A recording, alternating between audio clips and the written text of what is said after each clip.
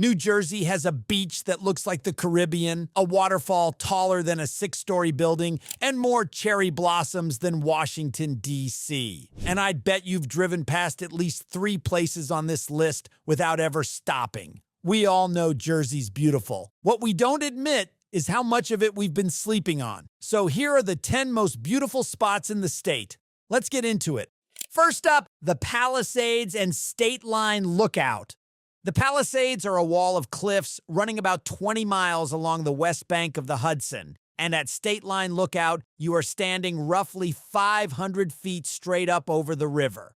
That's a sheer drop of solidified magma. These cliffs are made of igneous rock that cooled underground about 200 million years ago and then got exposed, which is a fancy way of saying you're standing on something older than dinosaurs while a guy parasails past you. And the part that makes the entire shot, across the river, framed perfectly in the background, is the entire Manhattan skyline. So you've got these primordial cliffs, the widest part of the Hudson below you, and then the most photographed skyline on Earth just sitting there like a backdrop somebody painted in. What makes it almost funnier is that we nearly blew it. 100+ years ago, quarry companies were dynamiting these cliffs into gravel, literally blowing up 200-million-year-old rock to pave roads. And the only reason they're still standing is a group of New Jersey and New York women's clubs got organized, raised hell, and forced the creation of the Palisades Interstate Park in 1900 to stop it.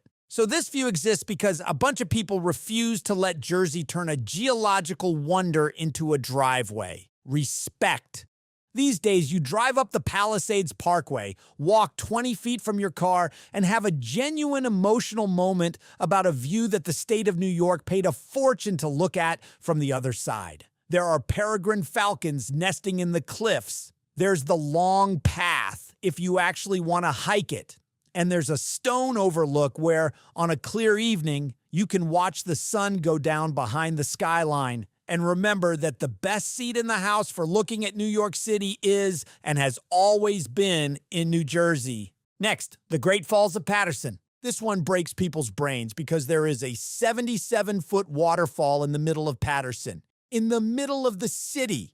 Not near the city, not a scenic 40-minute drive outside the city where things start to make sense again in the actual downtown, surrounded by shoddy row houses and Dominican food, and the kind of cityscape that does not, under any circumstance, suggest there's a waterfall nearby. And it's not some little trickle either. The Great Falls is the second largest waterfall by volume east of the Mississippi, behind a little operation you may have heard of called Niagara. When the river's running high after a storm, the thing is genuinely thunderous, throwing mist up over the rocks while a guy in a Yankees hat watches it from the bridge, eating a Taylor ham egg and cheese. Alexander Hamilton stood at this exact spot in 1778 and decided this is where America should build its first planned industrial city, which means before this place was the answer to, wait, that's Jersey? It was Hamilton going, this is where we make stuff now. He was right. The mills ran for almost 200 years off that water. It is a national historical park. It is older than most of the country, and it is one wrong turn off Route 80 from people who have lived their whole lives 20 minutes away and have never seen it. Behold, the Delaware Water Gap. Now we go northwest to the part of the state that, if you showed it to someone with no context, they would confidently tell you was Vermont. And you would let them, because correcting them is more fun later. The Delaware Water Gap is where the Delaware River cuts straight through the Kittatinny Ridge over millions of years, carving a notch between two mountains, Mount Tammany on the Jersey side and Mount Mincy over in Pennsylvania. The river just decided it was going through the mountain instead of around it, and it won. Water doesn't usually beat a mountain in a straight fight, but give it a few million years and it carves a 1,000-foot gash through solid rock and never apologizes for it. You hike the Tammany Loop, you get to the top, and you're looking down at the river threading between forested ridges with not a strip mall in sight, and your whole nervous system recalibrates. It's about 1,000 feet up to that overlook, and the climb is no joke. The red dot trail going up is basically a staircase made of rocks that hate you, but the payoff is one of the best views in the entire state, and you earned every inch of it. The Appalachian Trail runs right through here, so half the people you pass have been walking since Georgia and smell accordingly. In the fall, the whole gap goes up in color, and people drive in from 3 states to sit in traffic for it, which is the one time Jersey traffic is genuinely worth it. There's the river itself for kayaking and tubing in summer, waterfalls tucked into the surrounding ridges, and miles of trail in every direction. It reads like the Green Mountains, it photographs like a New England postcard, and it is technically closer to a Sheetz than you'd like to admit. Next, High Point State Park.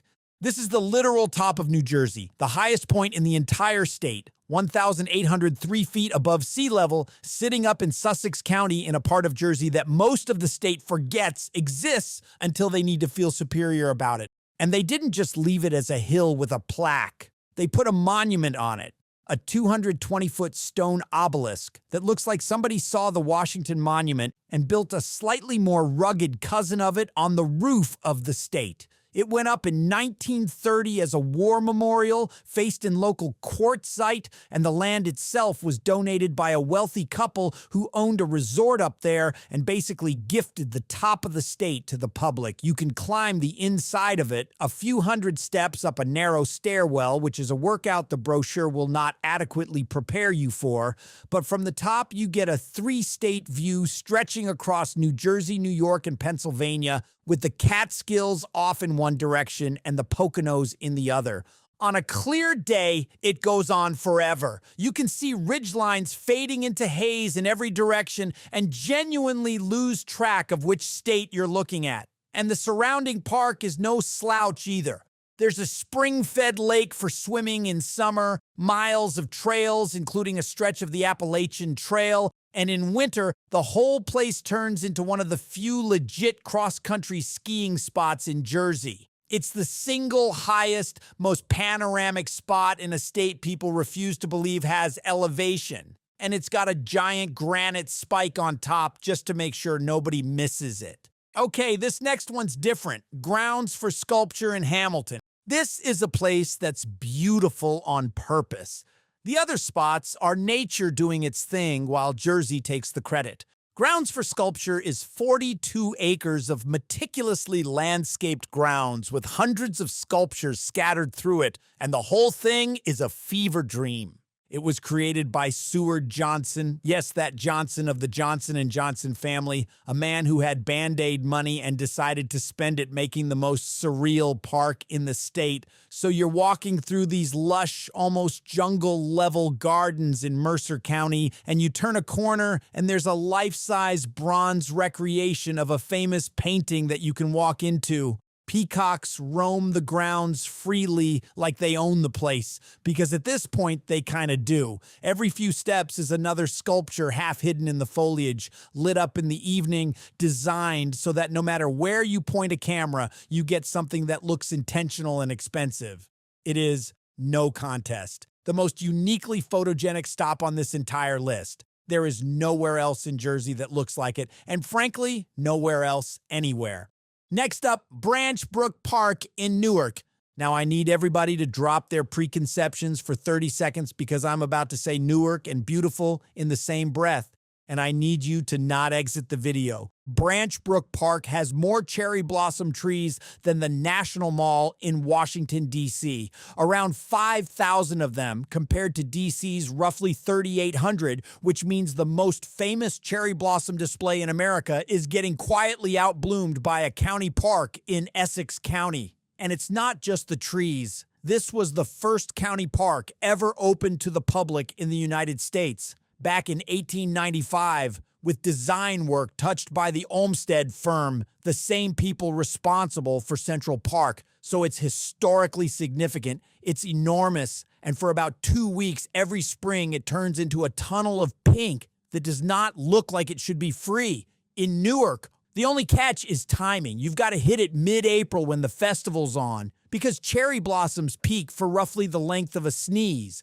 and then it's just a nice park with trees again. Mark your calendar, because this is the one that makes people genuinely angry they didn't know about it sooner. Next, Island Beach State Park. This is what the entire Jersey Shore looked like before we covered most of it in funnel cake stands and seasonal rentals named things like Siesta.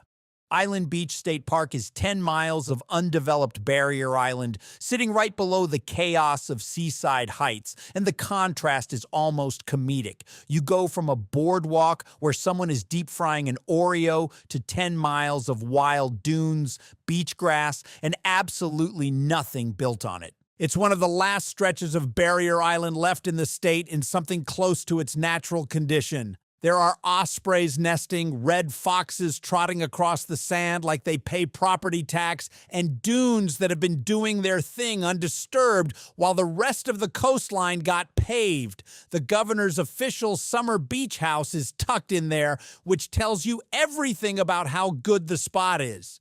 You walk far enough down, and you genuinely cannot see another human being on the Jersey Shore in summer, which sounds like a paradox and is somehow real. It's wild, it's quiet, and it's about as far from the down the shore stereotype as you can physically get while still being at the shore. Way down south is East Point Lighthouse. This is in a corner of the state most people couldn't find on a map.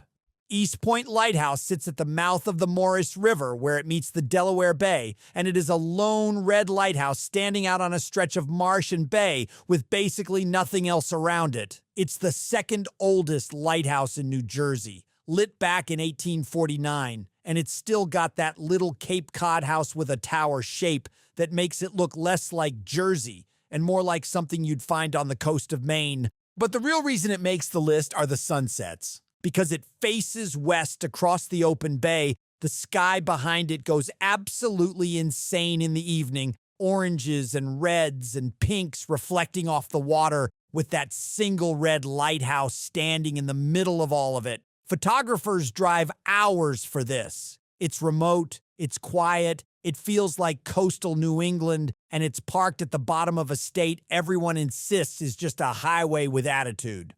And finally, Buttermilk Falls. Staying up in that gorgeous northwest corner, we've got the tallest waterfall in the entire state, and the best part is how little you have to suffer to see it.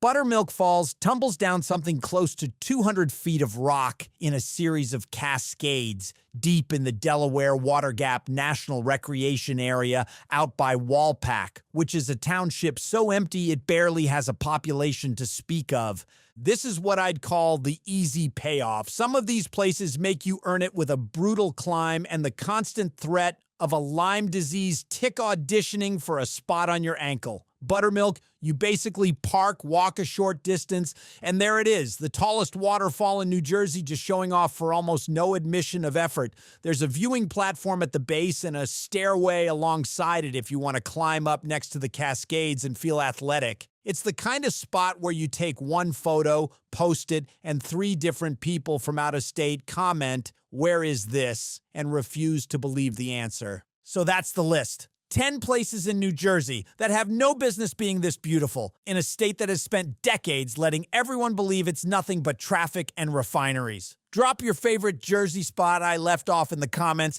and try not to give away the secret ones.